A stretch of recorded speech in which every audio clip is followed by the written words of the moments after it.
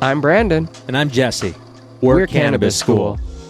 Having cannabis-infused conversations With everyday people, cannabis companies, celebrities, and your mom. welcome to the sesh. Welcome back. Thanks for tuning in. Yeah. Today we've actually got my neighbor, Barry Height. Hello, good to be here. Yeah, it's great. I'm really, he's a local boy here from Utah. How old are you? I think from 59. 59. Oh, awesome. Yeah, You're just a year younger than my dad. yeah, that's right. Hey, you're just a kid to my dad. That's true. Well, that makes you feel a little better. I Yeah, guess. it should, right? It's the only time I feel like I can be young when I'm working with the individuals within business and they're like 25 and 35. I'm like, oh, this is great. There's all these young people around me. And I'm saying young people. And if I say to my kids, like, yeah, the guy's 35, they'd be like, oh, he's old. Yeah. Yep. It's like It's all relative. a year younger than me. Yeah. I'm still pretty old, I feel like. So we brought you on because you have a unique story. So kind of go into that. You are a cannabis consumer. Right. How long have you been a cannabis consumer? About 5 or 6 years. And why? Okay. I have cancer, so I have a carcinoid tumor, which is kind of a slow-growing tumor, but I've had it now for about 15 years, and which is both good and bad. I mean, it's good if it's not an aggressive, growing tumor at the time. Obviously, it's not good if it's a painful cancer, and it hasn't been up to this point. But during the last 3 or 4 years, during many surgeries I've had and post surgeries, cannabis use has been very, very helpful in helping me to overcome a lot of the medical, really post medical problems I've been having with hot flushes and with exhaustive intestinal problems and things like that. Cannabis has been really, really helpful. But I was stubborn for a long time. And so Why is that? my kids helped me through that process also. That's awesome. And I spent years telling them not to involve themselves with cannabis, and they were the ones, ironically, that helped me Get involved in get cannabis. involved. And that's kind of a story. I don't know how much you want me to go into. Yeah. that, but Dude, it's You're yours. welcome. that's Yeah, an we'd interesting love to hear thing, it. Yeah. Well, I have 4 kids. They're all adult kids. They're out of the house now. But it was my youngest child. He was 23 now. And at the time, well, maybe I better go back just a little bit and talk about how I got involved and where I needed the help. I had a lot of post surgeries, and I had one in particular, and I won't go into the medical history because it gets kind of involved and boring. But I had a resection, a bowel resection, and that's where I had a tumor in the bowel, and they had to remove it because it was obstructing. So I had that, and then on the second day of recovery, it burst. And so I don't know if you can get an idea yet Yeah. of what about they put it together, and then it burst inside Was that your inside the colon? casing. The bowel. Well, in the bowels, Oh. yeah. It was in the bowel itself. So you have the colon, and then you have the bowel, which attaches. And so as a result of that, I had toxemia, which is poisoning of the body. Yeah. Now that's not a common thing, but boy, when you have it, it's life threatening. So Yeah. yeah, I was in the hospital for about a month and a half, and then in recovery for about 9 months. Wow. And it was a horrible, horrible experience. That sounds hard. Yeah, it was really tough. And at that time, I wasn't on cannabis. And Was that 5-6 years ago, or was that You It was- 10, 15 years ago? no, that was about 5 years ago. Back in it was 2015 when I was diagnosed. I had a surgery where they took about 14 inches of intestine. And it's the intestine and the bowels which absorbs a lot of the nutrients in the body. So if you have intestine removed, which I did back in 2005, and then later, I'm jumping forward now to the resection, you have all that intestine and bowel removed, then you don't have what it takes to absorb nutrients, so you're weak a lot. So one of the problems I've had Wow. is just being tired all the time because I wasn't absorbing all the intestine and the bowel, which they removed from me. So I was just tired a lot. And I might want to mention also that I had ileostomy. Have you heard of that? No. Familiar with that? You know what a colonoscopy bag is? When Yeah. you wear it Yeah. right here. That's what that is. Oh, an Oh. ostomy bag. Ostomy bag. So yeah, my uncle yesterday, actually 2 days ago, they found out he had colon cancer, and yesterday he was in Yes. surgery getting it removed. But it actually went well enough that he doesn't need the ostomy bag. Like they were able to reattach it. To reattach it. Yeah, But did he have it at one point and then they reattached it, or did they just decide that it wasn't necessary? they just removed it all. Like Oh, you mean all his the colon, colon? and Yeah. so that just happened yesterday. But I just barely learned about that because I was like, I don't know what that is. Yeah. My cousin was telling me, and I was like, Yeah, oh shoot, it's really interesting. yeah, And a lot of people, I had mine for 9 months, so I wore a bag for 9 with months. you, yeah, And it was determined, I think, somewhere around 6 or 7 months, there was discussion that there was the potential that they could reattach it, but there would be a lot of complications because you're reattaching it to a half of a bowel, yeah. and do you really want to do that? Because there's obviously complications in digestion and things like that. So you're attaching it to a bowel which doesn't work well, or you could just go on your happy way with A new bag. yeah, bad. And people live fine. I mean, they live really good lives with the ileostomy bag. There's nothing wrong with that. But I had to make that choice. And if it's all the same, I decided to have it reattached. So about 9 months later, it was reattached. And it was about that time that I became bringing us back to cannabis, I became more familiar with it at that time. So they were able to reattach it. But then I had problems with digestion because I had the pain that comes with just digestion and sleep and all the normal things that come with that. But Dawson, who he goes by he was about 18 at the time, 17 or 18 at the time. But he was trying to convince me of this, and I told him it wasn't necessary.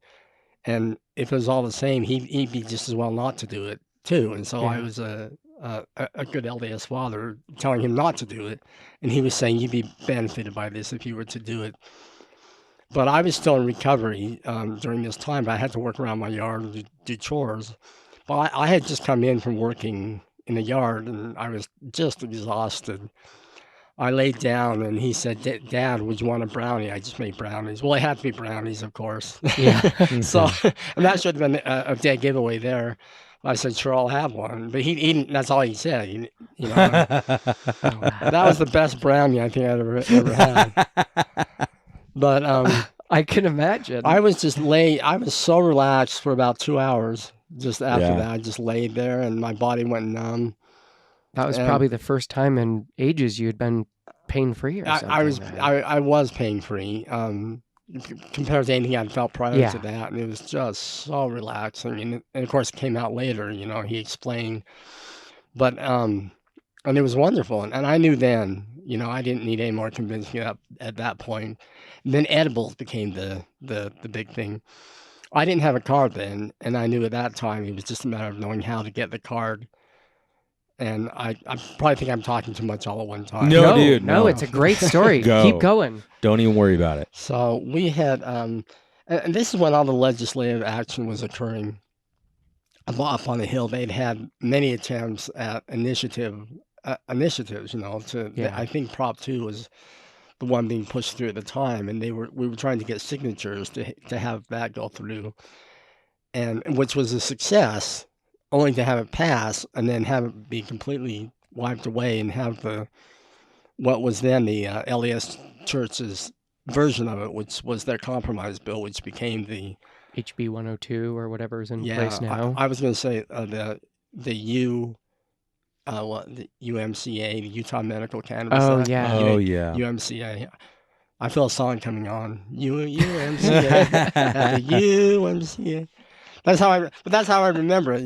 Yeah. It's beautiful. But and it wasn't it was not a great piece of legislation, but a lot was taken out of it. But anyway, a lot was added to it later in subsequent legislations, and it's much better today.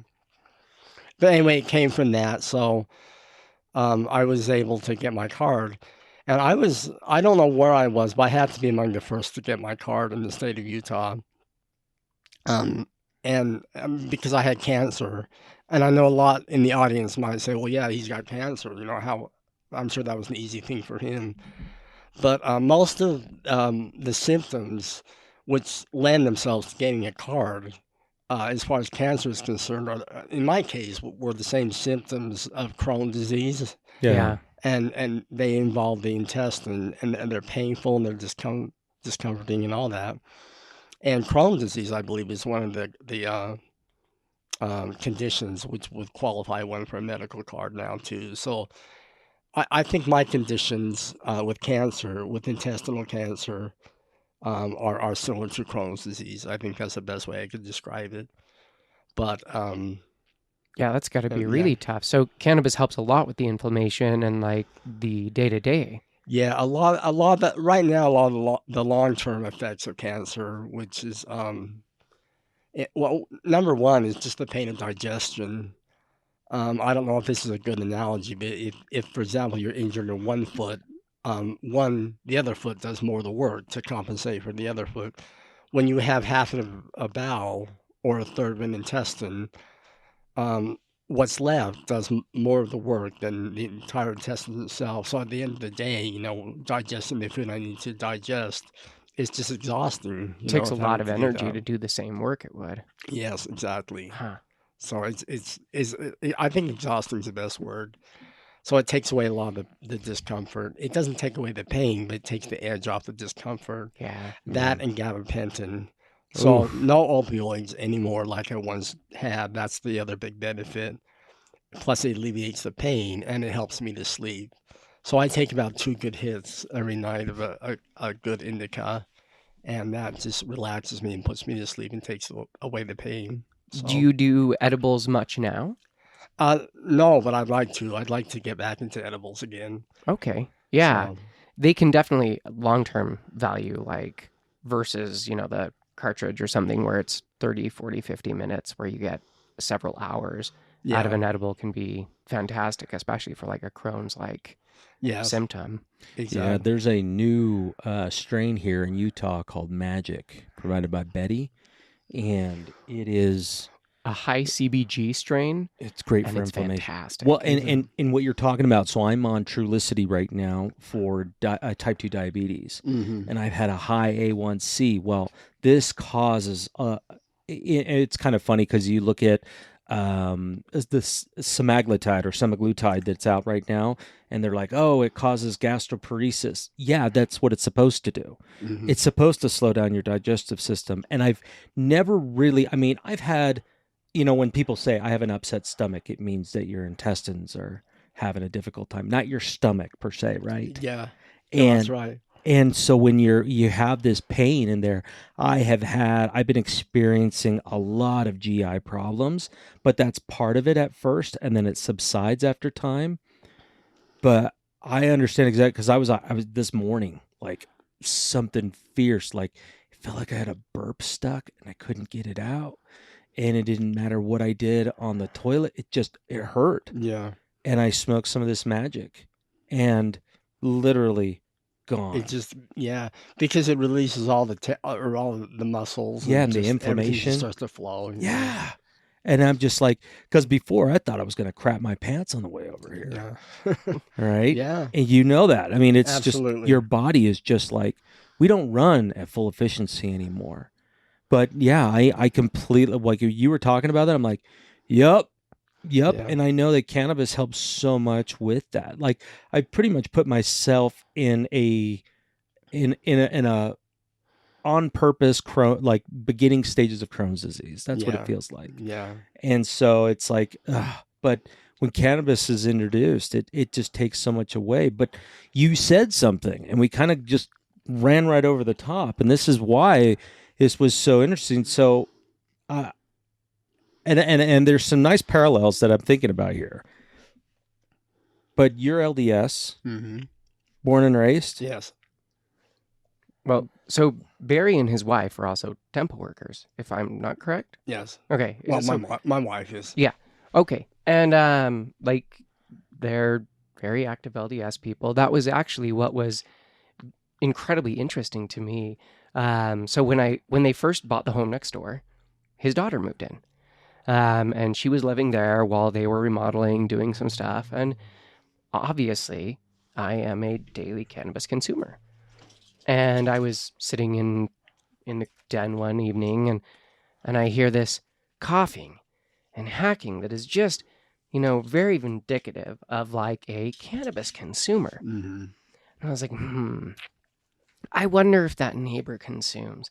And then I'm sitting out back under the patio another day, and it looks like she's just pouring some water out of like a pretty glass vase. And I was like, hey, that looks familiar. Like I swear I've seen those before. Like I might have a few of those same glass vases.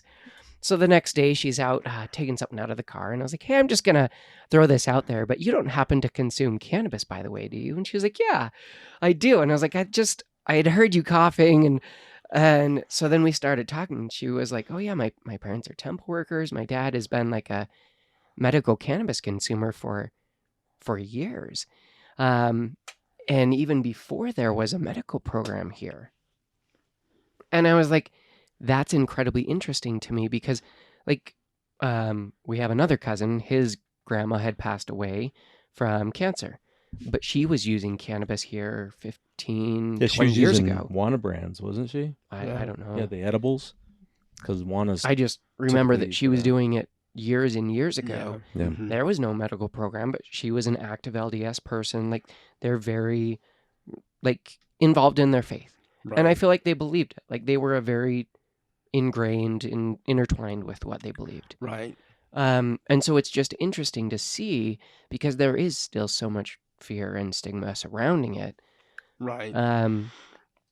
Yeah, and that's kind of what I wanted to go into is that was that part of the difficulty of even considering cannabis?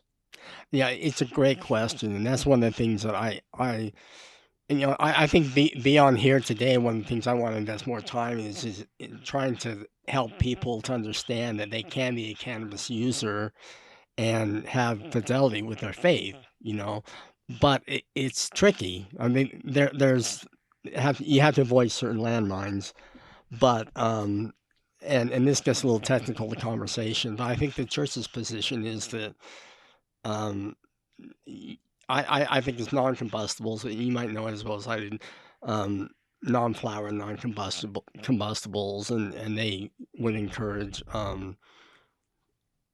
oils and edibles and Okay. Yeah. and vape oils.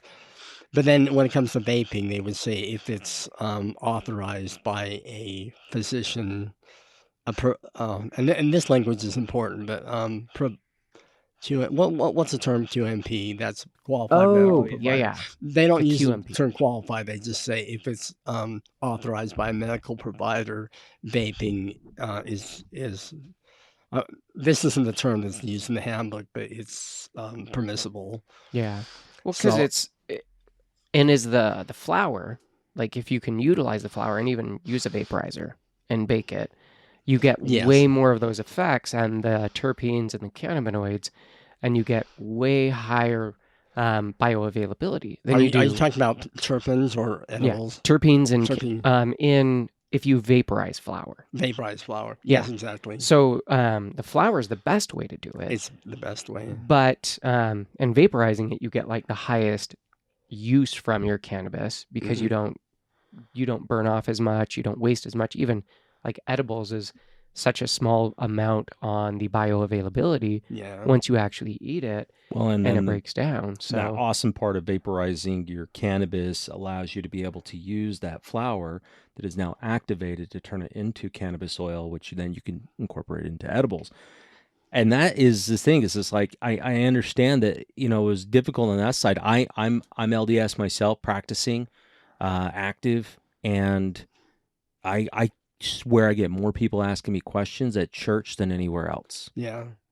They just come up and say, "Hey, I know you do this. Right. Can you tell me a little bit about that?" Right. My mom, my sister, myself, whatever it is. And it depends on the nature of what they're asking, but I'm curious how do you most commonly answer their questions, So especially at church? I'm very gregarious, and I will say whatever's on my mind. I don't care who's there.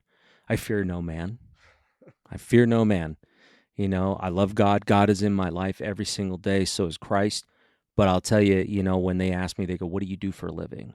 I get rid of that stigma right away. Brandon and I say this to everybody now, but I just go, "I smoke pot for a living." And immediately, just that statement, they go, "Hey, where do you get it?" Yeah. And I'm like, "Are you curious?" And they're saying, "Have been for a while." Yeah. And I was like, "Why?" "Well, because I'm taking this medication, or I tried these things and nothing's working. And I hear that this works, but is it like snake oil?" Because a lot of them feel like it's not going to do that. They tend to go, "Well, this is just in the same category as alcohol. Like, it's bad for you. It's not going to help you." And I agree. I've been a drinker. Hmm. I was in the United States Navy. I wasn't always part of this church, but I don't drink not because I'm a part of the faith. I drink because I know it's 100% toxic for my body. You don't drink Uh, because you know it's. yeah, I don't. I don't because it's toxic to my body. If it helped me to sleep, I've got friends in the church.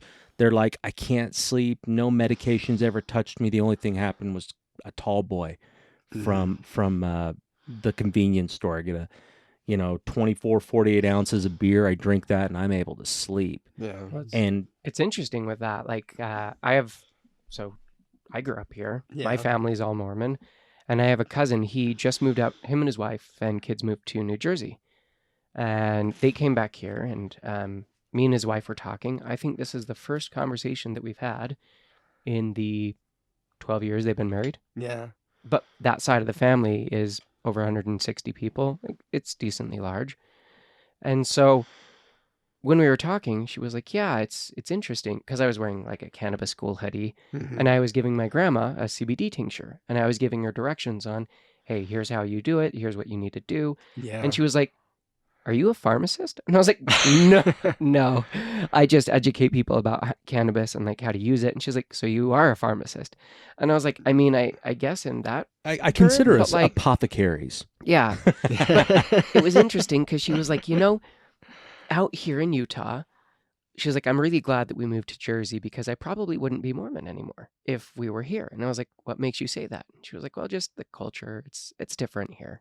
And I was like, it is. Utah culture is different than like the LDS church outside of it."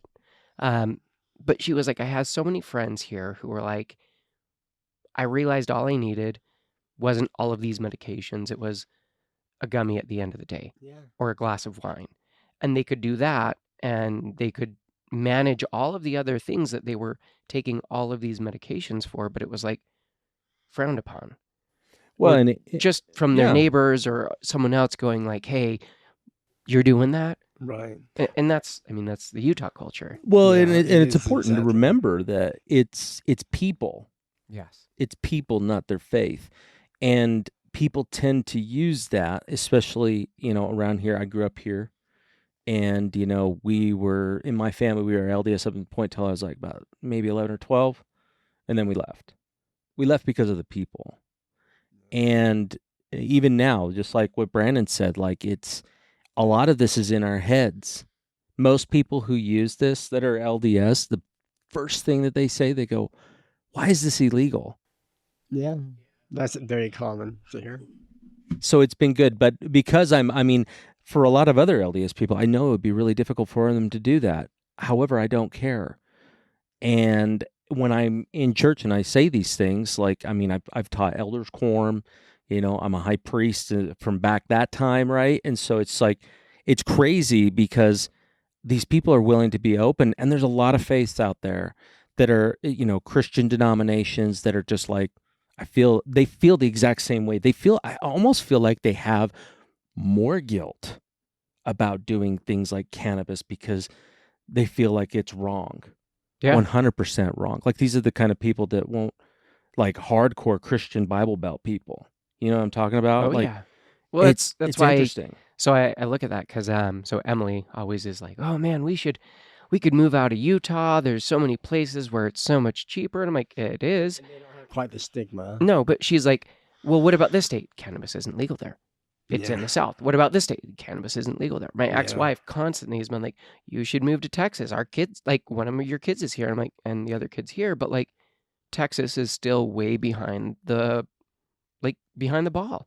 They're trying to figure stuff out and have no idea. And I look at it and it's like in these same Bible belts. Like Idaho doesn't have it. I was surprised that Utah, of all places, Yeah. was one of the first ones out of all of these places to introduce a medical program for I was cannabis. too. Like, Yeah. were you, so before having a card, I'm guessing you were still using cannabis once you found out that it was beneficial for Yes. you. Yes. Was that terrifying going, I'm guessing, outside of the state to a place you could trust? Yes, I remember. Well, and it was, I think it was, let me see, it was November in 2018 when it was finally passed, but it wasn't a year. It was a year and 4 months. It was like 2020 when Yes, they opened their 2020. first pharmacies or March whatever. 2020 when Dragonfly opened. So that was a year and 4 months. So for a year and 4 months, you're right, that was the status. And I was nervous. And I made at least 3 trips to Vegas, partly because my wife was there on business, and we flew her out to Mexico and several places. But while I was there, Shango was the big dispensary there. I don't know if you're familiar with that. But I had this vision of like the police, looking in the parking lot with glasses, Yeah. Okay, Utah license plate. Well, everyone here has Utah license plates. Yeah.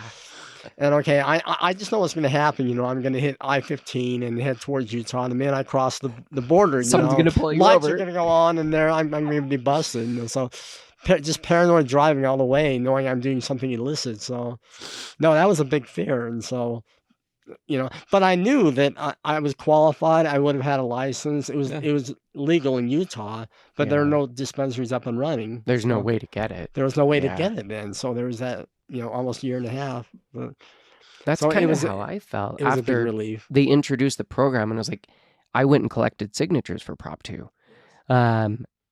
And I was talking to people about it and like educating them, like this, there's so much value in this. And so then I was going to Colorado and I was getting products in that same fear. I would be like, okay, I'm coming up on the border. Is there going to be like, I don't see a cop, but are they going to pop out and be like, oh, you just came from Colorado, we're going to pull you over? Yeah, remember when we went to Dinosaur? Yeah, how and I'm like, sketched out we were. Going the speed limit, not doing anything crazy. Like, okay, well, But you're just paranoid. yeah, but I'm like, okay, I've got a couple pens, maybe some flour. Right. This is for me, it's medicine. This is going to help me, but yet I still qualify according to Utah's programs. Right. Like, I'd still qualify for it. So I'm like, but I don't have a card, but it's this gray area. And I'm like, so terrified. Like, oh my goodness. But at the same time, like, I feel like if I got pulled over, depending on the officer,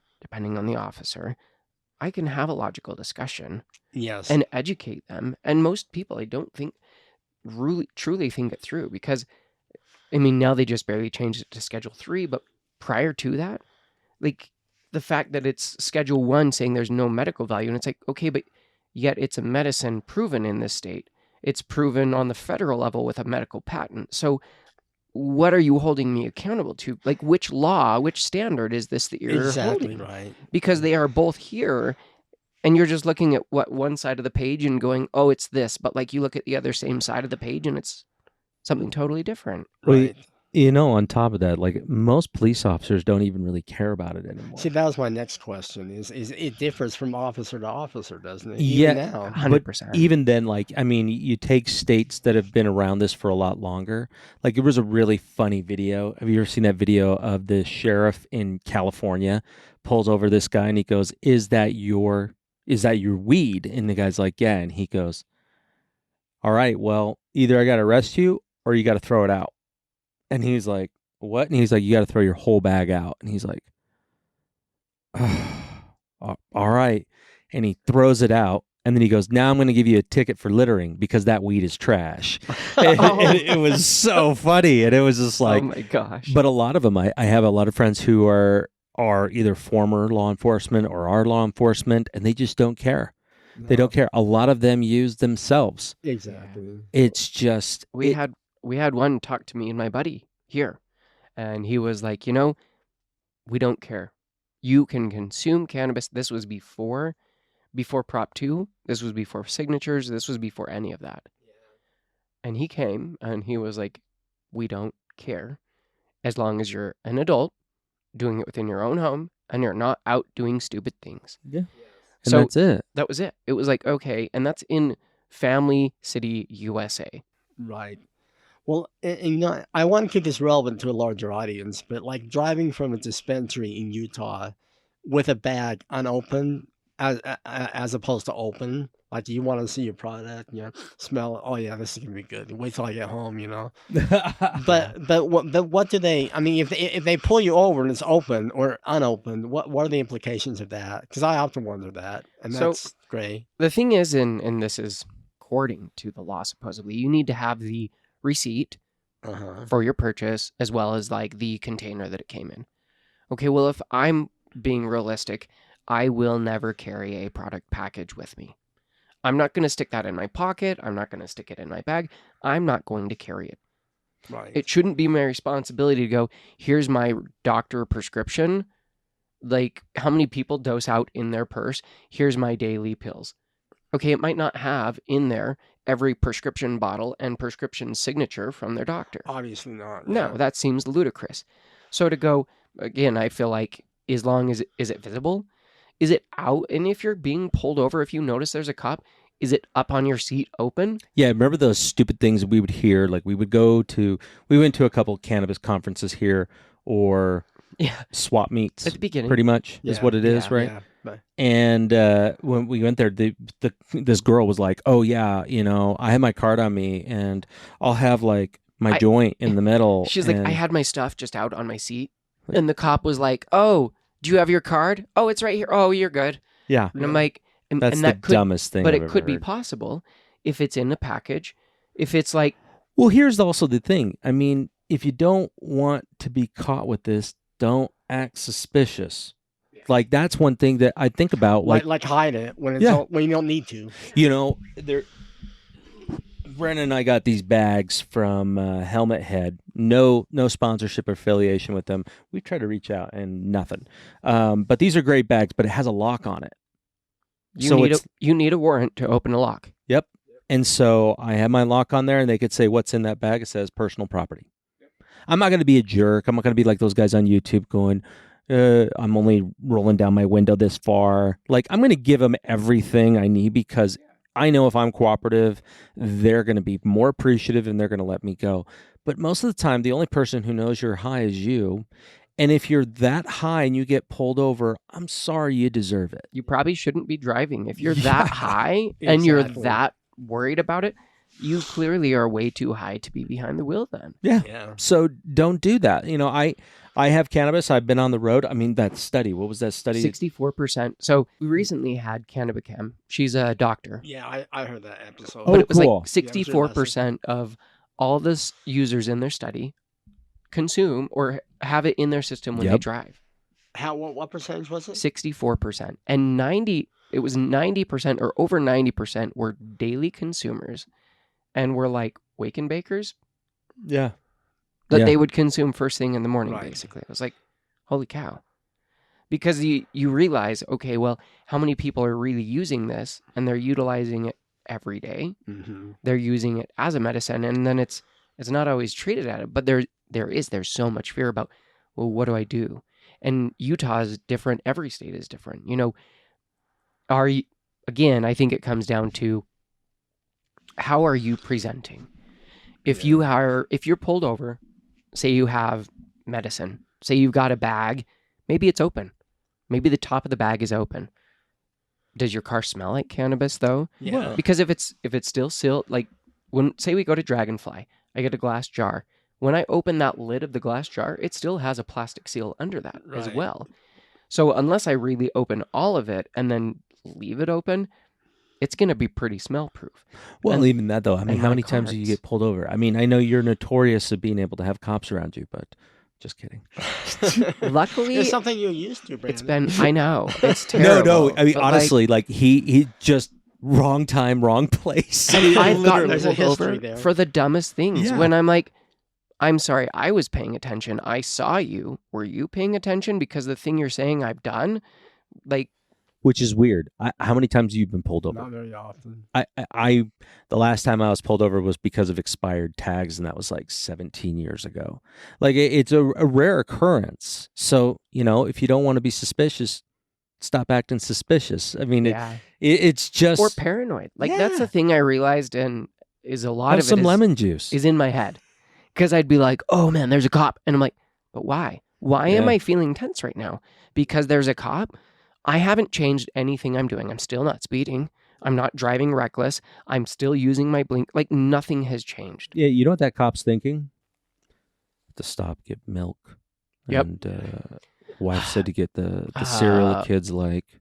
Yep. And I gotta watch that show. He's And the thing he's is not a that- book 'em Dano, give a hoot, don't pollute kind of guy, right? Yeah, he's not like, oh, there's a car. Crime. There's a car. What's that guy doing? What that guy looking like? But you I'm know like, what? There are what? those guys. Like I remember I went on ride-alongs like a long time ago, and the guy was just like everybody's license plate he came across, he would run it. And I'm like, and then he pulled over this woman with a minivan with the panel side. Yeah. Remember the wood panel? Yeah. It was awesome. Beautiful. And I think it was an Astro van. And he pulls her over because she didn't have insurance registered. Right. I don't know. It was like, Yeah. that's what he was doing. Like he was looking for that. Well, it's Utah. We don't. It was at the time. I don't know if And they you do think that now. how long ago was that? That was a long there was- time ago. We do have more crime now. Over I 20 will say years. that. But like realistically, in comparison, I feel like it's incredibly mild to No. many of the other places that I've gone around the world. Nope. So It's so nice. Well, And- part of it too is when you're paranoid when you're driving, so you drive more erratic than you might Yeah. otherwise drive Yep. because you're paranoid. and then you're tense, You're and your tense. response is going to be different. yes, And I'm like, and so that's what I have to remind myself is nothing's changed. I don't need to stress out because now all of a sudden I have noticed or I'm aware that there's a cop. If I don't change or act any different, he's not going to treat me any different. But that's the same thing I noticed when going to the store or anywhere else. And I'm like, I was doing that for the longest time. And that was my sudden light bulb moment of in my head thinking, oh my gosh, I am so high because I'm new to cannabis. I'm out at the store and I'm walking around thinking people are going to notice I'm high. And I'm looking, like genuinely looking because I'm right here. Like I'm so present. And I'm like, That none reminds of me of these that. people are paying any attention. and that's might be part of the paranoid stage you go through when you're on cannabis. Until that mellows out a little bit, you feel that way. But it's nice to have a guide, right? Wouldn't it have been Yes. nice? Like we had. I was laughing because we have a good friend of ours, Bennett Maxwell, and he came over a while ago, and we were going to record an episode, and it never came to fruition. We got way too elevated, and we ended up just having this great conversation and walking around in Smith's Grocery for like an hour and a half looking for Well, snacks. We just sat and smoked and didn't have the mic set up. And so we chatted for a long time. It would have been a great convo, but nothing was set up for it. And we're like, okay, all right. But it was funny because we went through and he was like, man, that was the craziest. He was really paranoid in the store. He's like, people are going to know. I'm like, who cares? Right. They don't care. They Most don't people care. are into themselves. They're not Right. they're not going around going, you know what I'm going to look for? Sinners. I'm just going to find sinners. How many meds are everyone on that they're Well, from anxiety, that's a good point. stress, depression? Even Wake and Bake. Like I All of used to these feel things. bad with Wake and Bake, but people take their medicine first thing in the morning. They do. Yep. Yeah. Oh wait, I'm depressed. I'm stressed. What do you do? Well, you have to take it first thing. Or you have a gut problem, take just it with like food. what's going on. Like sometimes early in the morning is when you get the most. Your stomach just hurts. Where I mean, your guts hurt, right? And that it's because of the digestive system. Just like you said, it takes up so much energy. Right. And pain itself extracts so much energy from your system. So when you lay in bed and you feel nothing but pain in the morning, like the sativa doesn't give you energy, but it can take the edge off of the pain, which allows you to have energy Yeah. first thing in the morning. So that's why early in the morning having just a hit or two of sativa gives me energy. Well, and that brings me to a good question. What's your regimen? And that's give or take. If I take sativa in the morning, it depends on the morning. But every night I take about 2 good hits. So I would be a light user Nice. in the evening. So, um, And here's an interesting thing. I was thinking about this. I went through an experimental stage when I had my card because I have my card now. I can try things I've never tried. So both in terms of method and different strains, and I had my kids to help me, so that was really good. But and I went through that for about a year. But then I think back to the episode that you guys just did about 3 episodes ago about I don't know, is it reevaluating your use of cannabis? Yeah. And I kind of went through a stage of that also. I didn't just do that, but before this period, I went through this stage where I reevaluated my use, and I thought I could continue to look for strains, and that's exciting because there's such a big, Oh, yeah. interesting world. This is exactly what you guys do, and it never ends. And there's more strains every day, and more hybrids, and more breeding is so interesting, and more methods. Or else I could do the opposite, which is for pain and depression and sleep and nausea. And I haven't talked about the medication I take for chemo and the side effects of that and how cannabis helps that also. Or else I could just narrow it down and go rather than having it open ended, kind of like what you guys do. I have to kind of narrow it down for convenience and find out what I need so I can just take it every night and get on a regular regimen. So that's what I've done throughout the years. So I vape mostly. Yeah. And Have you and found like the terpenes that work really well with you? Yeah. but that's why I'm always trying new indicas, and that's usually what I work with right now. Okay. That's yeah. awesome. And I'm always open for suggestions, and that's why I'm always listening to you guys. We'll have to have another chat about what you're using, and then we'll go find some comparisons that might work really well Right. Yeah, to if check it's- out. So one thing that's worked for me, especially for sleep lately, is Banana Dolce number 10. Okay. Mm. That's a Betty brand. Dolce. Yeah, it's Betty brand here. Oh, what about white runts? Is that a good? Ooh. It will that would be a great end of the night because it will relax your Say it entire again? white White runts. runts. White Rants. Okay. Yeah, that White one's Runts. fantastic. White It's another Runts. Betty one. It's really good, very frosty, but it's Do it at the end of the day. Yeah, It'll slow and- you down. It'll and slow if you you're a down. light user, go light. Okay. I The did. THC. Where's that? e- Where's that on? It's not super high. The thing is, and that's like Magic, right? Yeah. Magic is not a I thought high. it was 17 or 18% maybe with Magic, but it was 5% CBG. And you would think that you're smoking hemp. Same with Valley Grass Valley Valley Girl. Girl Oh. here You just highlighted that one is recently. also Yeah. a 5% CBG strain. Yeah, and here. it's Yeah. so it is man, that's a great headspace strain. You got some gunk Right. in your head and you're having a difficult day. Maybe you're even a little hard on yourself. When you take that, you just go, it's okay. I'm just worried I'm just curious what made you pick that because I think that you highlighted that one last time, Jesse, didn't you? Yeah. Oh, the Grass Honestly, Valley Girl. yeah, Valley it, Girl. it was since we've been getting more involved with a lot of local cannabis companies. Dragonfly has been amazing to us. And they and- recommended that. Oh yeah. Every time I go in, I'm asking them, we know all the bud tenders, and we just start chatting with them, and we're just like, hey, what do you recommend this time? Because it's just there's a large variety, but there's not. We visited their farm, and we know that there's more coming, but Magic was one of those that was just so amazing. Hold on one second, Brandon, that is smoking. No, I just blew a Oh. hit and it went down and popped up. Now so that makes me look bad. Now I look high. You have to leave this all in. That's hilarious. Yeah. Okay, what's the flower that you have here? So I want to say it might be Magic up top. Okay, good, because it kind of feels like Magic. Yeah. I just finished the rest of my Magic. No. Did I? Oh, I don't know. Shoot, I hope not. Because this Magic was Magic is quite amazing in that side of the pain relief, but also it's not such a strong sativa. But with Grass Valley Girl, I just checked it out. I look at the profile, look at the percentage, and I'm like, okay, well, I want to know what that's gonna feel like. And when we both had it, we were really surprised. Oh my goodness. I don't know why we were avoiding that one. The It was, name. It yeah, just the wasn't as name. appealing. Okay. Yeah, That, I mean, that was a good pick, though. it's usually like it's just a marketing thing. Like the strain names, that's all garbage. Like they're just doing that to be able to help differentiate. But it's just the profile of terpenes Yeah. and to CBD, THC, THCA. I mean, everything else comes into factor of that, Right. of what you're going to feel. But yeah, Magic is one of the best. Grass Valley Girl, that's just, Surprising, like another really good one. yeah, I remember Yeah. I use that.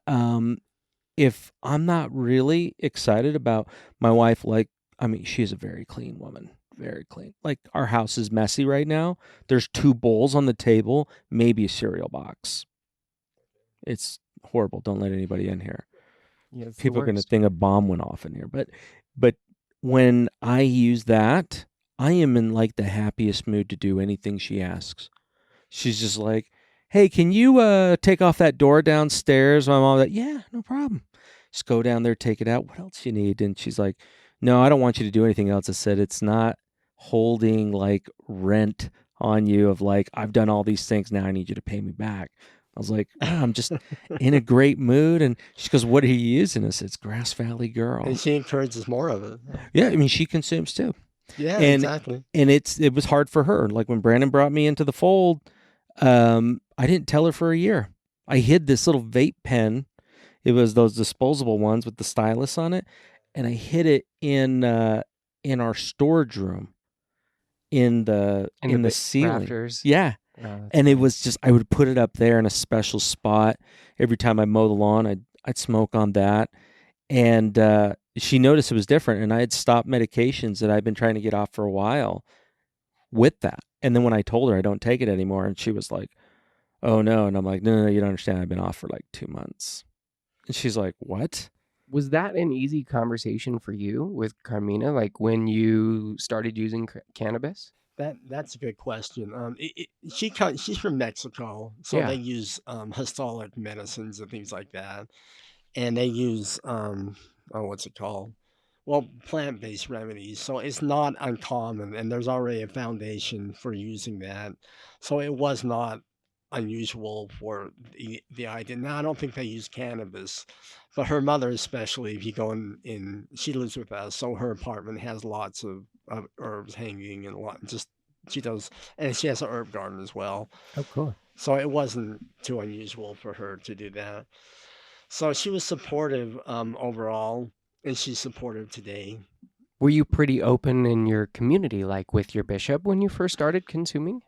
Yes, and I've got no pushback whatsoever, but I haven't gone into detail. I've just said that I have a cannabis card, and he's okay with that. With 2 bishops, I've told them that. But the subject of vaping has never come up, or the The methodology method of of it. Nothing. consumption. Well, it'd be like the same if they're asking you about your bowel movements. Like that's kind of personal, Yeah. right? And what's funny is, before it was 2016, the position was even more liberal. It's just be, I don't even think they said it was between you and your bishop. They said it's a matter of personal conscience. Yep. And that was it, and that's even more liberal than the position they have today. So if there's any question, I defer back to that. That's the default position of the church. So even in my own mind, if I have any question whether I use vape or not vape or this method or that method, I just defer back to that, and I don't resort to authority to Yeah, make never those. Yeah, felt or worried there's no about reason that. to. There's no, yeah, exactly. I mean, it's you and your body, and I quite honestly, like I will say this, like I tend to be able to dive more genuinely into spiritual thoughts and processes when I use cannabis alongside with it.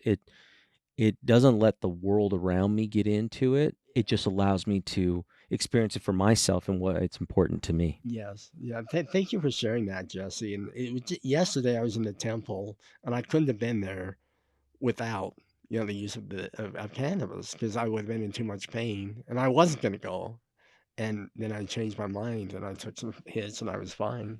It was a good experience. It was a spiritual experience. It helps you connect. Well, Absolutely. and it especially when doesn't. you live in that pain, it can take you, like you said, it doesn't get rid of it, but it takes that edge off of it to where you can experience something and Yes, be exactly. there for that. Yeah, I'd say pain is the most defining trait of being human Yes, because it it's is. constant. Mhm. And when you get something that goes above and beyond, like Brandon, I always worry about him with his back. Yes, And, I don't give him crap about it. I'm like, oh, you're an old man. Like, no, his back's bad. I mean, his whole family's got a bunch of bad backs. right.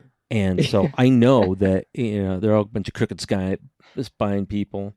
And, but I know it's a lot of pain. And when you have nothing but pain, you can't focus on anything else but that pain. Yes, So you're tired, you're grumpy, you don't have, how can you, I know, I mean, it's to endure to the end, but there's only so much I can take physically where I cannot be spiritual at that yes. point. Does that make sense? Exactly right. Exactly. And it puts you in a lofty place anyway. So it's a place where you're more inclined towards that. And so it does. It's very compatible and the two go together very well. So whenever I have to do anything church related, temple related, having that is goes together very well. Yeah. Well, I mean, I guarantee there's a bunch of guys in there on Percocet and gabapentin, Absolutely. and they're just, they've unknowingly became an addict. Going, well, I don't have a problem with it, but I've been taking it for 4 years and I take it every day. Like, you take hardcore narcotics every day. Like, that they call that, right? They call that, Addiction. yeah, they call that. I mean, dude, he's like that guy on Scarface, Tony Montana, right? He's just like, he just does so many drugs. It's just like, yeah, it's Tuesday. I just do drugs all the time. No, it's interesting, that you said that, because it's so hard for us anyways. But when you're able to kind of let go of that, like I often think about, like, if half of these people in our church during fast and testimony meeting, how many of them would actually be a little bit more real up there if they were on cannabis? Hey man, I just love you. Like, there's just a sense of love with almost every single person that uses cannabis. Right. Like, they can look like Brandon and I were leaving this event, and there was this dude on the side of the road just sparking up a joint, and he's smoking it. His bowl. Yeah, his He had a little bowl. bowl sitting by a bush on the side of the road as we were leaving. What event was that you were leaving? It was the Dragonfly 420 Oh, event Yeah, up in Salt the Lake. guy just in the street, like, you really know cops are like, Yeah. whatever. But And I'm hobbling by. Jesse's carrying the box of stuff. And I was like, what you smoking on? And he's like, you want some? And my knee had just been acting up. And I was like, I don't know. And then I was like, yeah, definitely. I don't know why I'm saying no. Yeah. He just like hands it right over. Beautiful community. and that was Yeah. the best example It is. of how you can connect with just anybody. Yeah. And not only was this guy saying, he wasn't like, get out of here. I mean, nobody does that with alcohol. Hey, what you drinking on? Would you like Can a I sip? have a sip? Yeah. No Yeah, one right. does that. No. They'd be like, go buy your own. Yeah, exactly right. But if The- it's cannabis, they just go, oh, well, here you Isn't go. that interesting? Yeah, that's all. And these were the people we were taught to more or less avoid growing up, Yeah. And now as we get older and we're more experienced, these are the kind of people we want to be around. Yeah. Because there's a sense of brotherhood and goodwill. Connection and just like Yeah, no bad humanity. vibes. Exactly. It was just so cool because, Brandon's an example of that. I actually, because of cannabis brought into my life, I've become more connected to people and I'm more spiritual. My relationship to God and Christ is stronger than it's ever been. Yes. I'm not saying it's dependent upon it, but it makes it a lot more sensitive and I'm more open to it. Yeah, And I'm not looking for fault in myself nor in anything else. right, I'm just trying to be good. I'm just trying to be a good human. right. And sometimes I need help. No, that's a perfect way to say it. I couldn't have said it any better. Yeah. Yeah, it's nice to have a little bit of bud and just be chill. So as a father and like using cannabis, have you found that helps with like your interactions with your kids? Have you ever used cannabis with your kids? It's again a good question. I don't do it recreationally in the sense I sit around with them, and Yeah. I don't use flowers, so I don't sit around and smoke with them. But so there's a line of demarcation that we don't. It's not intentional where we sit down and say you guys do it recreational and I do it medically, because what they would tell you is it's all the same, more or less, and I think they're right. But I mean, they don't use me as a supplier, obviously, Yeah. and they have Vice their versa. own And plugs and so yeah. forth. But I won't say that it hasn't happened, but I more or less do it privately, and they do. They have their own social groups and so forth. So there's pretty much a line between, but only because the methods are different. They prefer not to use the pen, and I've heard you guys refer to it as candy because it's just too easy to use, Yep. and it's Yeah. too expensive to use because you burn through it too quickly. So it's not their preferred Preferred method. use, Yeah. It's and I don't do fleeting. flat. And I don't. It's Yeah. what? It's fleeting. It's It's so fleeting and quick. expensive. Yeah. Yeah, and that's why just yeah, no, exactly. That's why I know that edibles are so great. Tinctures. Have you used tinctures? I love tinctures, Yeah. but they take Okay. a little time to prepare. And I think at one time we talked about doing tinctures, and Yeah. I'd like to take you up on that. Oh, I will yeah. make you a tincture anytime you want. Yeah. It takes some skill to know how to do that. And, Yeah. and Oh, he creates amazing ones. He gave me this one. What was it? Oh, you're talking about It was was that green Pineapple crack. Express? No, it was green crack and something else. Chem Oh, dog. that. So it Oh, was Chem dog yeah. and green crack, and he mixed them together. He called it Green Dragon. yeah, He it was on a bottle, and he gave that to me, and that thing lasted forever yeah. because it Because just you make it in large quantities too. Oh, yeah. I was just this bottle, but I'm like you. I'm a I have the tolerance of a light consumer. If I have a vape pen, I will use it throughout the day because I'm constantly thinking, and I'll just I've just had this oral fixation stuff. I'm not chewing gum. I'll be puffing on a pen, and I'm like, oh, I gotta stop. Well, and it comes down fast enough that you kind of can with pens most of the time if you do use it that way. Mm-hmm. And it just, yeah. I mean, this one, I opened this one a day ago, and I probably used a quarter of a 2 gram cart. So, Yeah, I mean, it just varies from person to person, and what we learned, is that your body has so many. Your endocannabinoid system is full of cannabis up to a certain point, and it says like, yeah, we're good on cannabinoids. oh, well, your receptors, Yeah. the more you consume and the longer you have consumed in that, the less CB1, CB2 receptors you will have. So the less high you will actually feel over time. So Yeah. if you want, like for people who are like, man, I can't feel high and that's what I'm looking for, they can take a tolerance break and those receptors will come back over time. Right. And then that initial first couple would be like, oh my goodness, I'm really high if that's what they're looking for. But Yeah. again, most people aren't looking just to be high. Well, and you're a great example of that. Like you don't use copious amounts. Right. You just use enough for 2 puffs in the yeah. evening. Yeah. Some in the morning if it needs be, 2 puffs in the evening. Like that's pretty great. And I think a lot of people feel that they are using too much. Even if it was daily, that's not a lot. No. It's micro amounts. How many Right. medications do we take every day? I mean, Well, and for speaking of people who that, do, yeah. what medications were you on?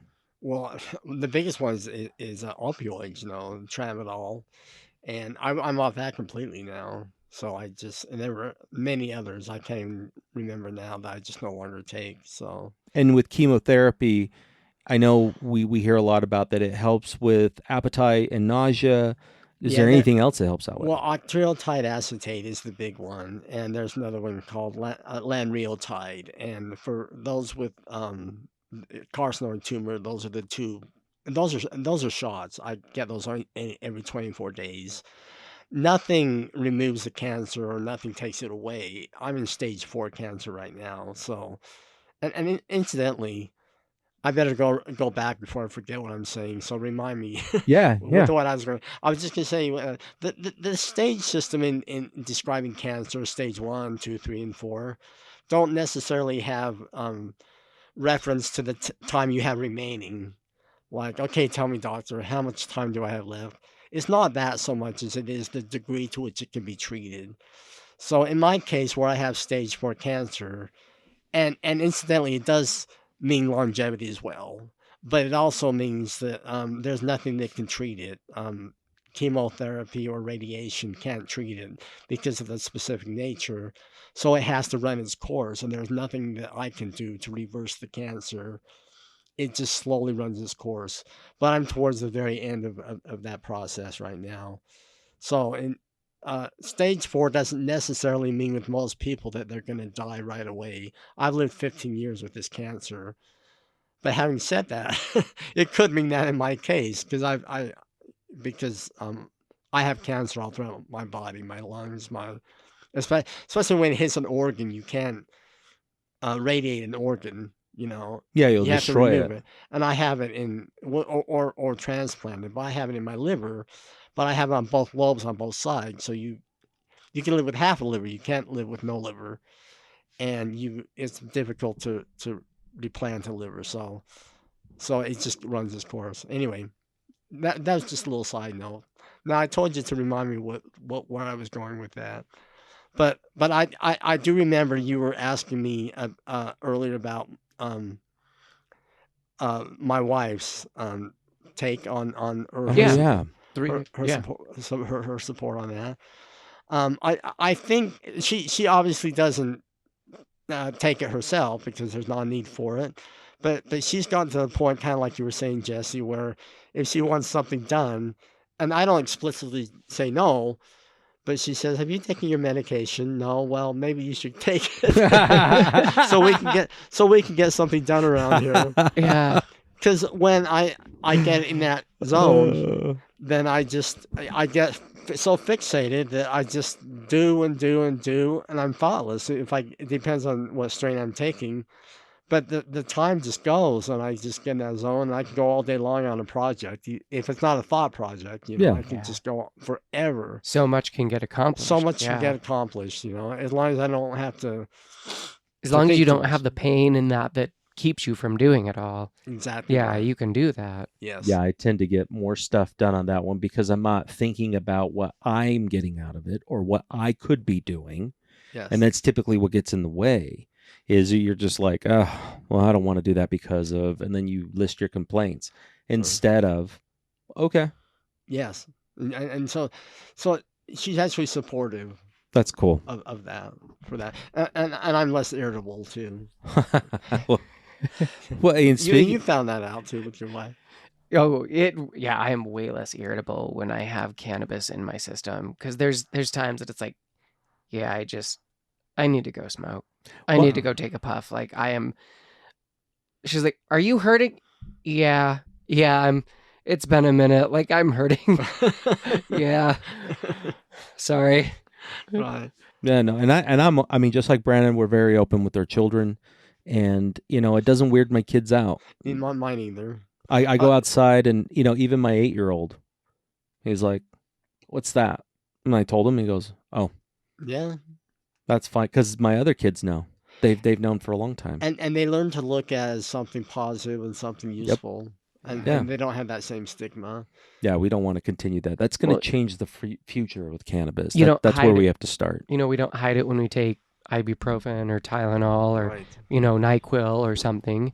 Like why would we hide any other medication? Right. Going, hey, here's a tool that helps me Yes. to be the best version of me.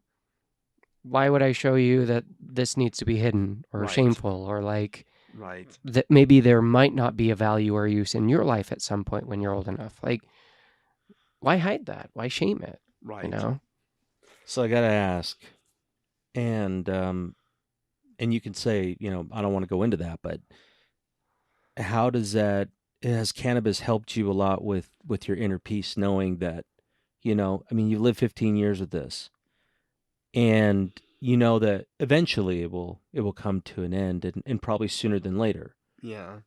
That's one of the things about the carcinoid tumor is it's lasts a long time. It's not an aggressive cancer in that it can kill you in Shuts 3 or 4 everything down. months.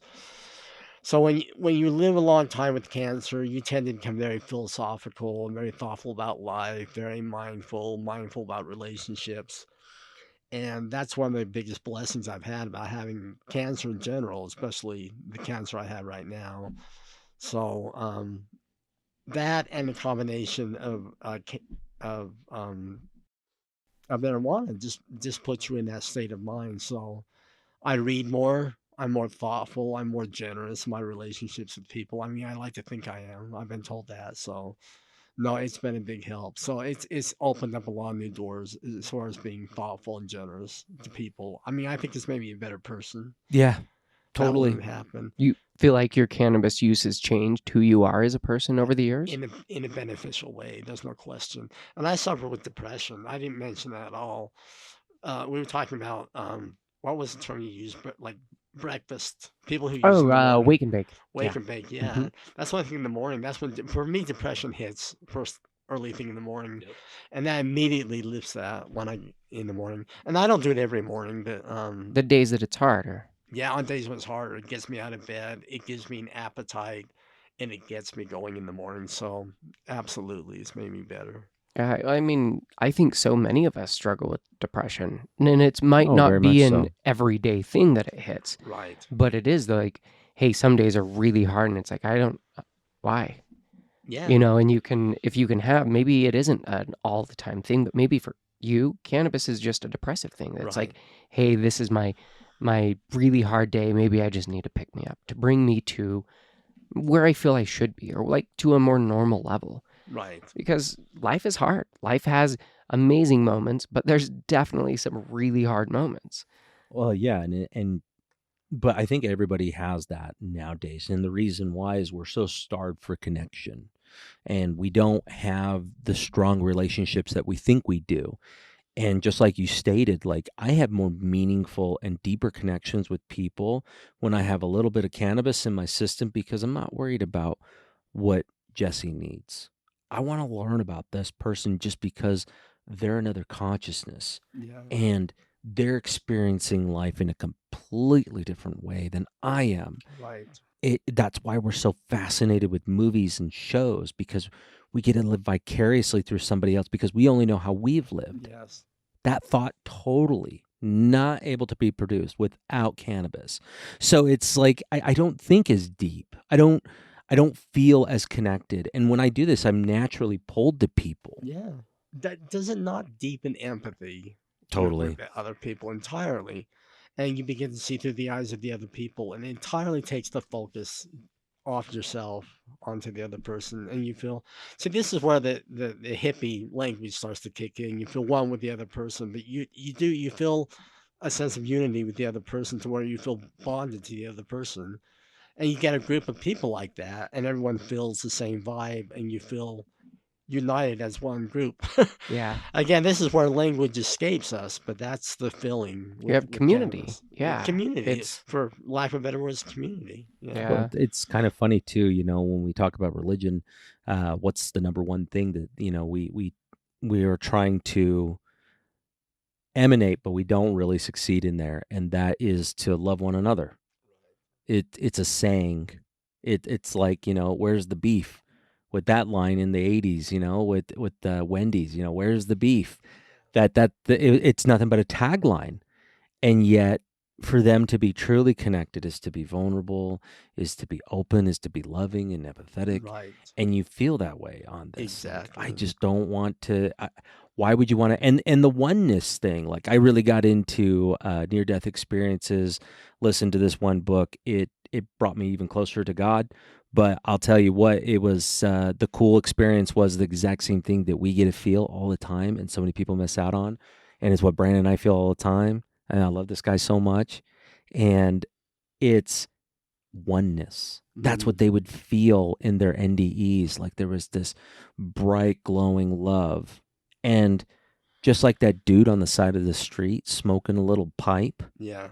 He did probably by far one of the most Christ-like things that anybody could do, rather than the person who just gives $1 to some person on the side of the road. Here you go. Yeah. Like truly accepting them a part of it. Like that's a personal thing. It is because he provided real connection Yeah. with someone that he didn't know Instantaneously. instantaneously. You can't do that with a hot dog. yeah. Would you like a bite? They're like, no, I'm gonna sip thank my you. soda. Or- like, Yeah, exactly. Or proverbially speaking, or a casserole, in Yeah. Mormon. But or see, some Jello. yeah. Don't forget the green Jello salad. Frog eye salad. Right? I mean, Funeral salad. yeah, funeral salad. Yeah, no, funeral But potatoes. see, and that's the thing. Maybe you hit it. That's the connection I've been looking for as far as cannabis and Mormon culture. See, to me, it's not. How do I say this? It's not truth claims that make me want to remain LDS. It's the sense of community that we get. Yes. Yes. And that's the strongest thing. But when that sense of connection happens, and I mean it really happens, and in Mormon circles, and I'm going on a limb here, but it doesn't happen very often. But once in a while we get it, like in the Elders Quorum or in activity, that connection happens once in a while. And when it does happen, it's really, really joyful. And that's one good reason for nothing else, if not for truth claim. Because I've wrestled to the mat of the church on LTGB issues. My son, Yeah. is transgender, and that was 10 years ago, and it nearly ripped the family apart. It was a big, big, big deal for us as far as I didn't our realize it was standing with 10 the years church. ago. Yeah, Yeah, it was in Carmina was telling me about it 2015. Yeah, because and my oldest is transgender. yeah, So yeah. So you get a sense of exactly what that was like, and there was no compromise in the church in that position to split the church apart. So we had to figure out where we all stood on that, and we got through that period. Anyway, so my point was is that I've had to wrestle with the church on a lot of issues, not just cannabis, but it's a value to me to hold a recommend. But how does one hold? Again, we're talking to a broader audience here, so we have to translate this a little bit. But a temple recommend card, and that's what we use to go through the Mormon temples in one pocket and a cannabis card in the other pocket, and hold integrity with both. It's possible, but some people find it difficult to do. But there's ways to do it, but it involves knowing how to do it, and that's what I'd like to do is explore more and help people know how to do that. But that involves me going back into my own story and figuring how I did it. But I was one of the first to do it. I yeah, was one of the first people to get a card when they became legal. So in the future, I'd like to help people do that. Well, the best way, and I'm sorry, Brandon, I cut you off oh, there, go ahead. is projection is perception. And what I mean by that is that I'm a good person. I'm a loving person. I consider my person. I'm a religious person of Christ, and that's all I need to have. And when I project that out, I'm not what I consume. You are not what you eat, right? You are not what you smoke or drink or whatever. It is, I am me, and this is part of me, and this helps me to do that. I think the only thing that would do what we should be afraid of is that more people are going to want to take your time and ask you more questions and smoke a bowl with you. Other than, because Yeah. I had that happen a couple of awards ago. Like, got 5 other elders reactivated, and they were at my house smoking with me. Yeah. And they're like, man, I didn't know it would be this way. And the unfortunate thing is because I left, they all left too. They're like, oh, I'm going to hang my hat there. And it's the community that they wanted that they weren't getting. Yeah. And if we're going to be so bold to be able to use that, then we need to be that example. Exactly right. I think you stated that well. Yeah. Like you said, that community that you built, how many more meaningful conversations would happen in every religion if they were utilizing probably cannabis in small doses and stuff, where they're having these more present, connected thoughts and conversations and building the community. I couldn't tell you how many times I was in Elders Quorum growing up and everyone's on their phone or their head is on the chair in front of them. How many people wake up from sacrament with the mark of the beast on their forehead? Right. But Exactly. rather than being did I interrupt? No, No, go no. ahead. Rather than being on your phone or daydreaming, Elders Quorum, doing whatever you're doing, the tendency, as we all know, when you're high, is to talk and talk and talk and keep talking, and that's what you want. Everyone is talking and connecting. You're not doing that in Elders Quorum. No. You're trying to do everything you can to get your mind off what's occurring in front of you.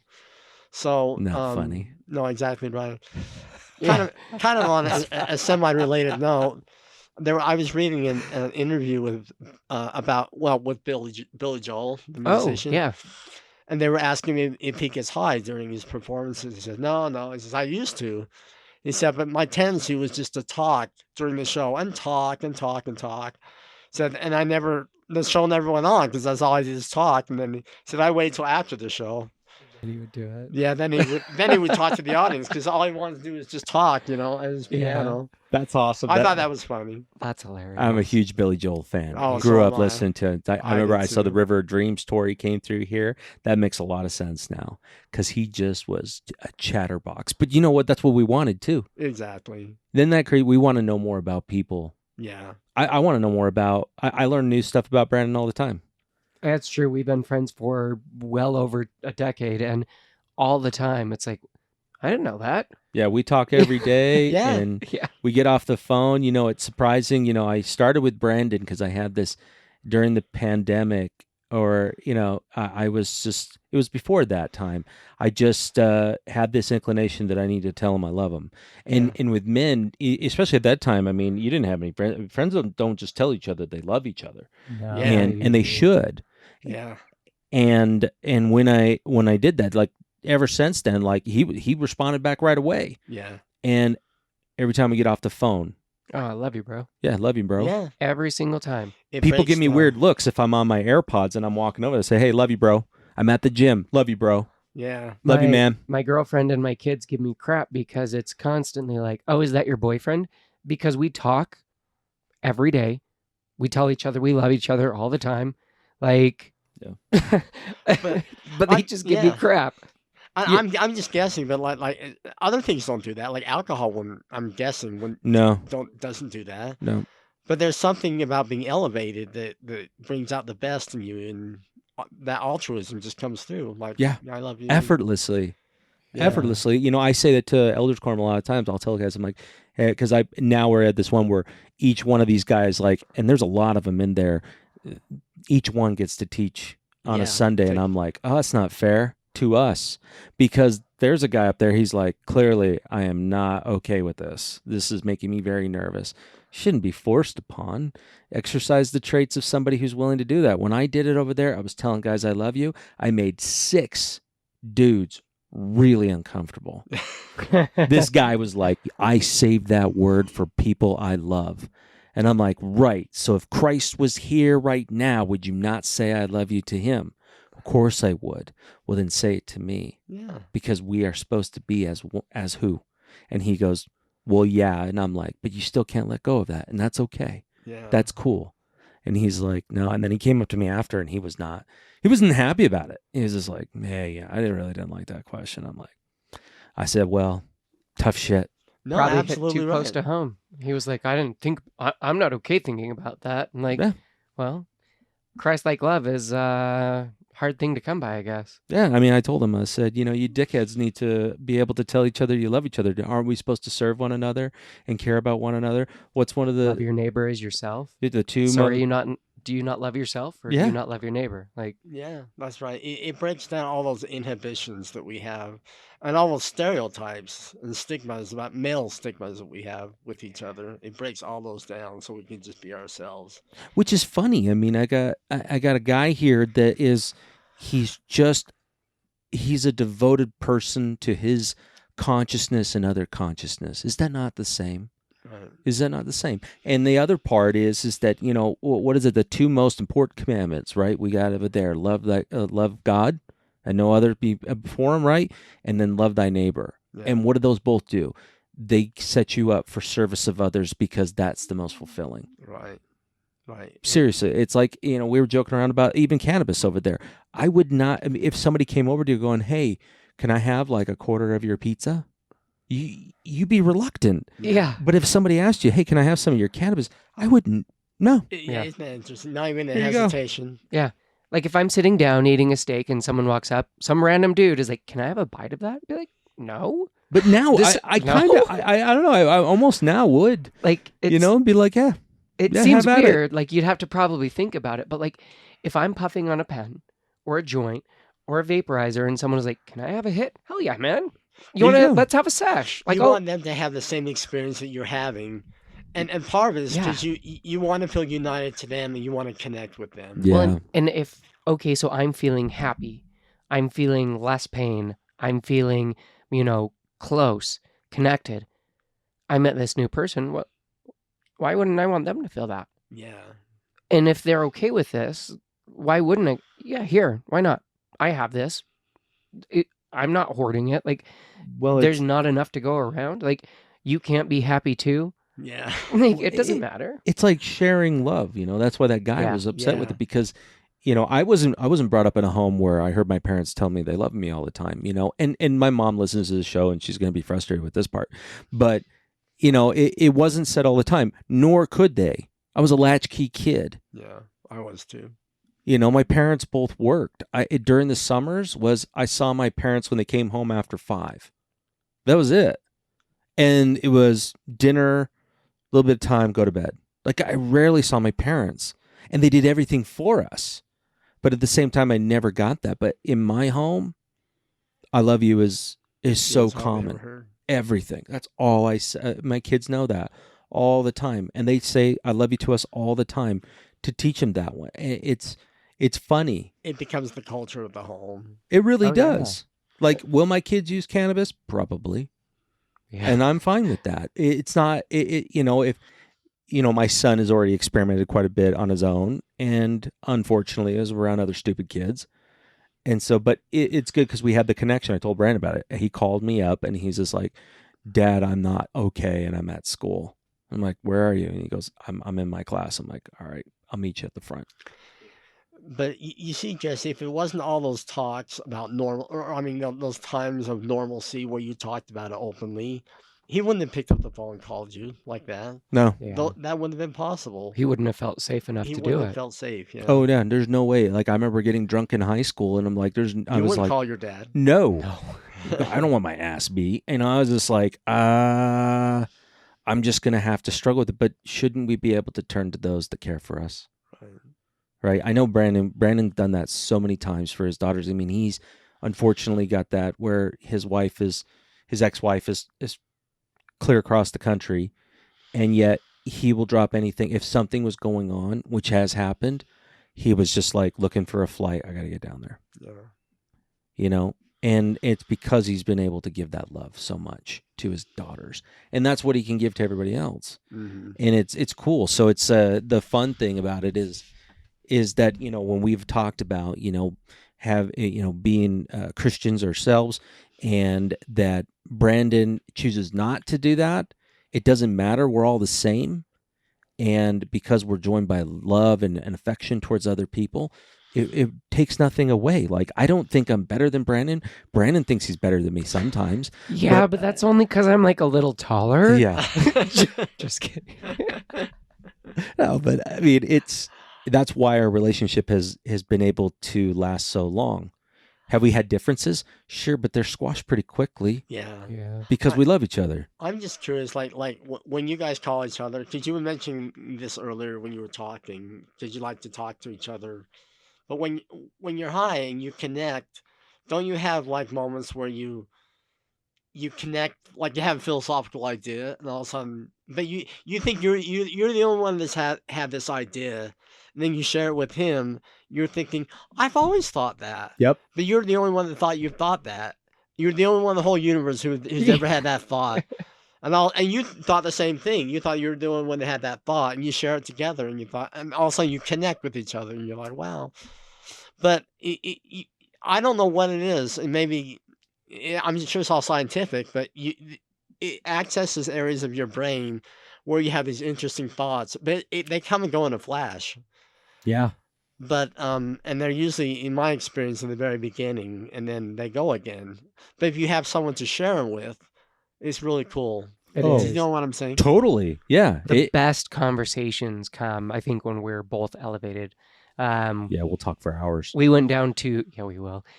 Sometimes our conversation is like an hour, and that's pretty normal. Yeah. But if we're both high, if we're both elevated, it'll go for hours. And Yeah, we drove down to Vegas. and the entire time we were puffing on different pens, vaporizers, and stuff. And It felt like no time at all. it was no time. And we Yeah. had these amazing conversations, and we're like, Yep.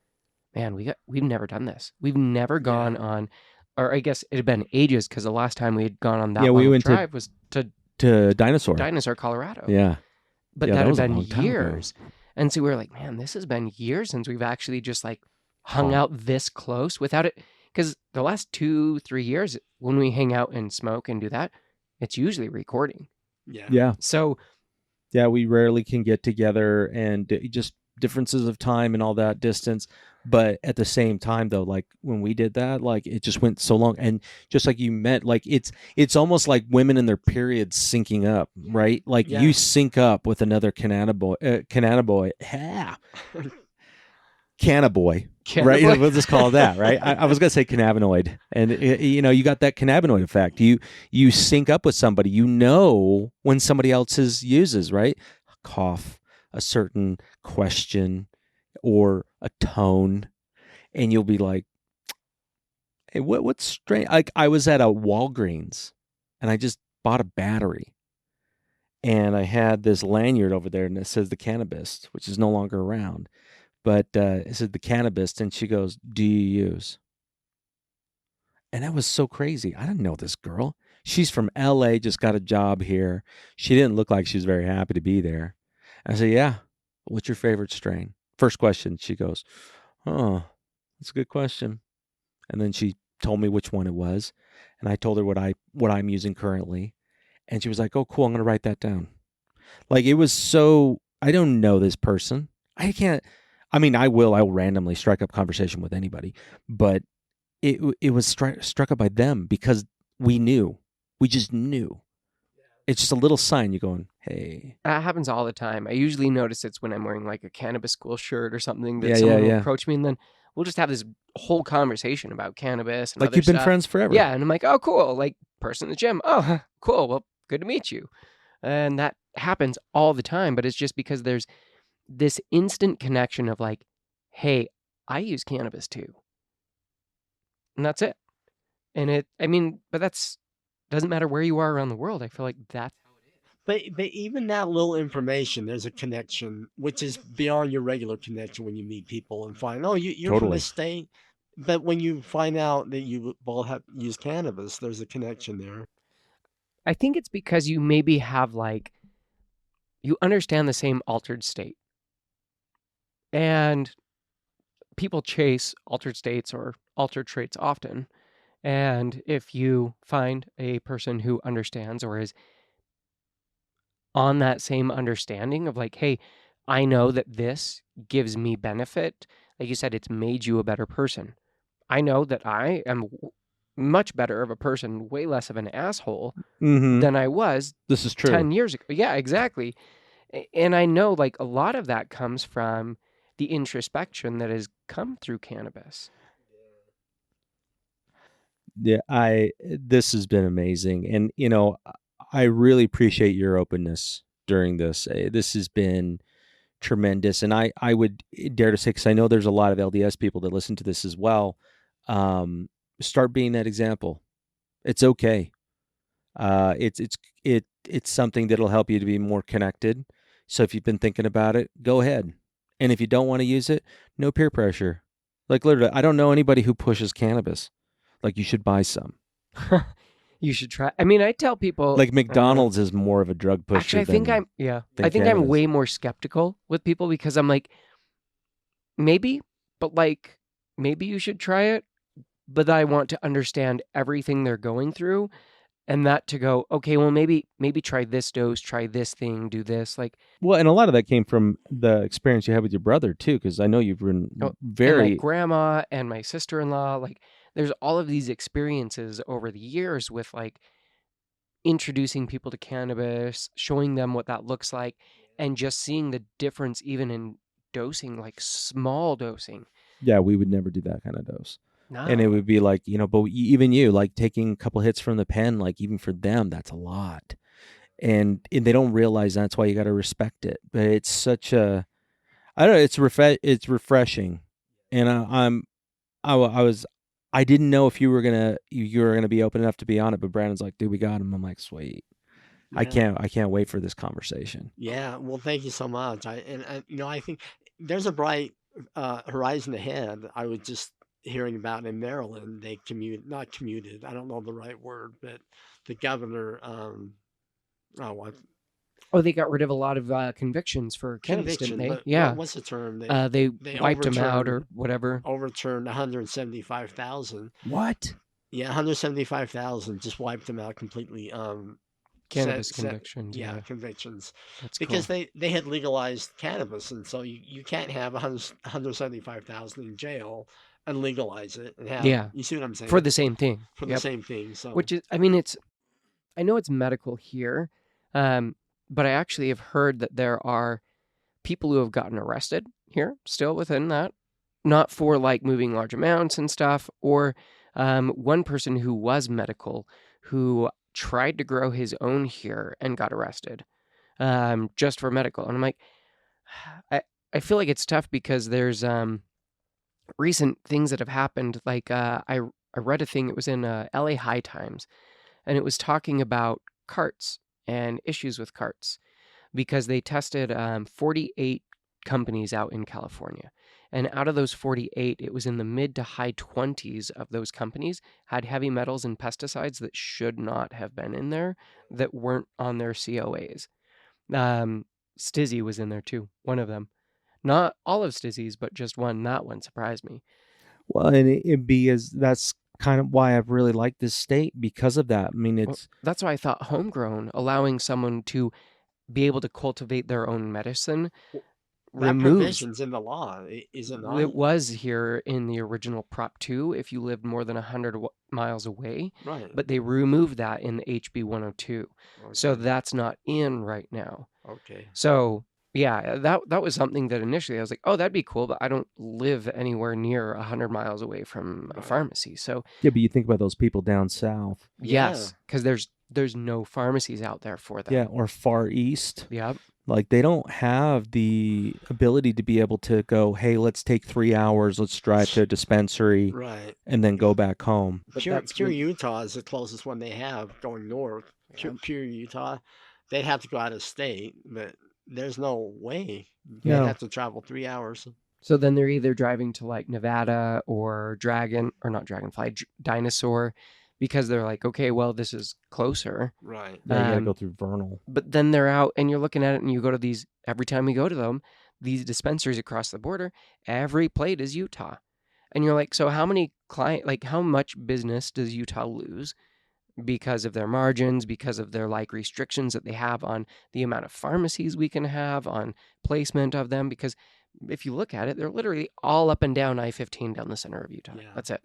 And in the Well, main yeah. populated areas. Yeah. But it also, like, when you look at that, like, how many people, I mean, clearly there's a demand, yeah. right? That's why, I mean, the church had to finally go, all right, fine. Because there was so much demand. They're like, hey, we really want this. Yes. And they took everything as far as anecdotal. Like, oh, Yeah. that's anecdotal. You know, we have our own people that medically we talk to, like, yeah, well, they're all biased.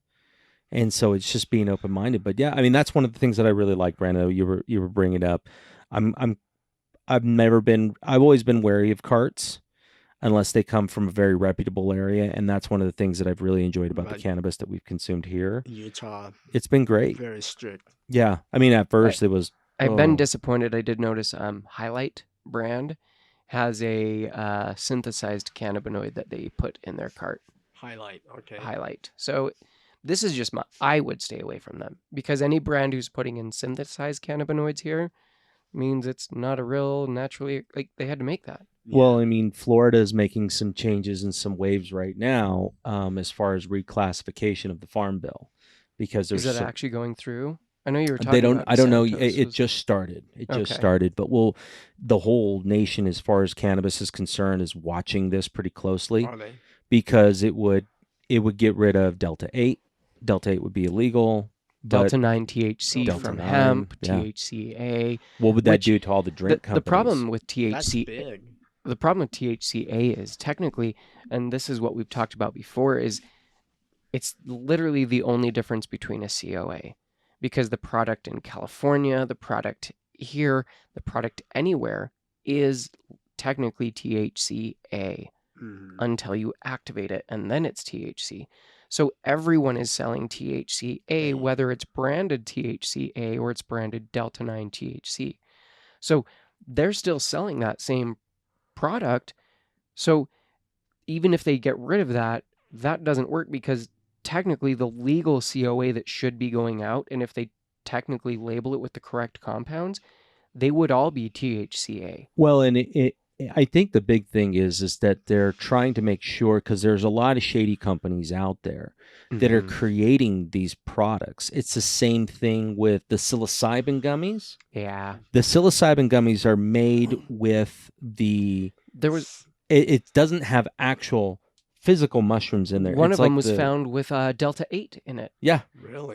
Yeah, there was I read an article. It talked about there was like 4 or 8 counts of seizures that had happened from these microdosing mushroom gummies because they had Delta 8 and all this other crap in it and weren't actually just mushroom microdosing gummies. Well, and I think that the bill is possibly the intent is, I don't know 100%, but possibly the intent is to being able to go, okay, well, fine, if cannabis now is a Schedule 3, then these other ones have to go.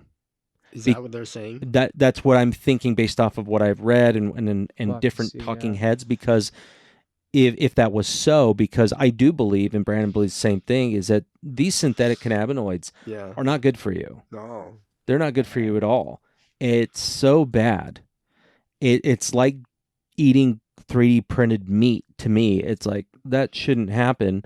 And that's gross. And that's how we feel about Delta 8. It's disgusting. That's horrible. But if you don't know, you don't know. So you think that's the way it's supposed to feel.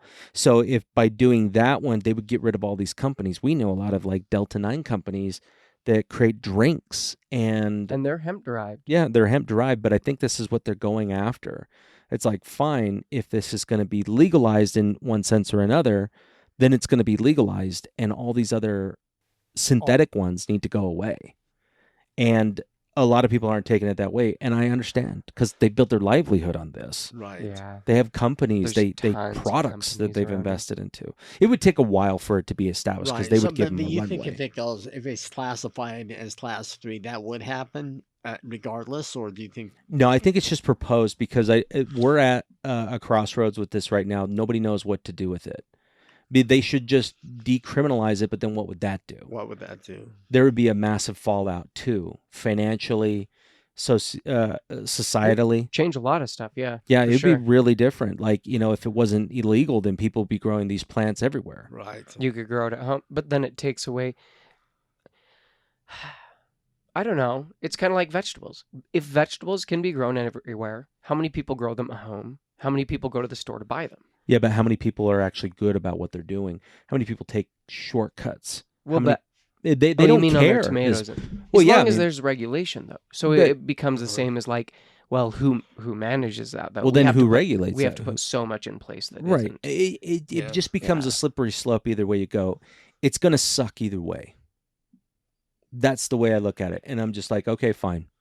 It's like tearing off a Band-Aid. This shit's going to hurt, but I'm going to do it anyways because I got to Yeah. get it off.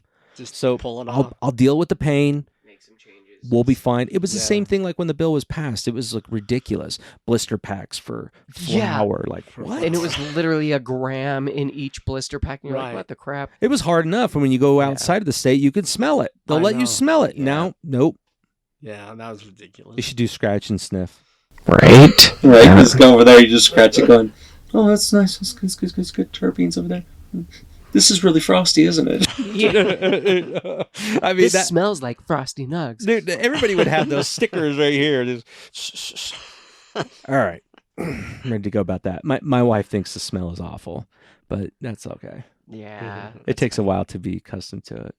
Hey, we appreciate you so much over here. Our audience, I know that they're going to love this interview. This is fantastic. Well, thank you so much, Jesse. Thank you, Brandon. Thanks for coming on the show, Perry. It's been really good to be here. Really good to visit with you. It's good to finally get together like this. It's been a while. So Yeah. thank you both. Wonderful Yeah. conversation. Yeah, and to our audience, we love you guys. Thank you, Patreon members. Remember, you guys can be able to help the show. Go to Patreon, support us there. Brandon, parting words? Love you guys. Yeah. And we'll see you next week. See ya.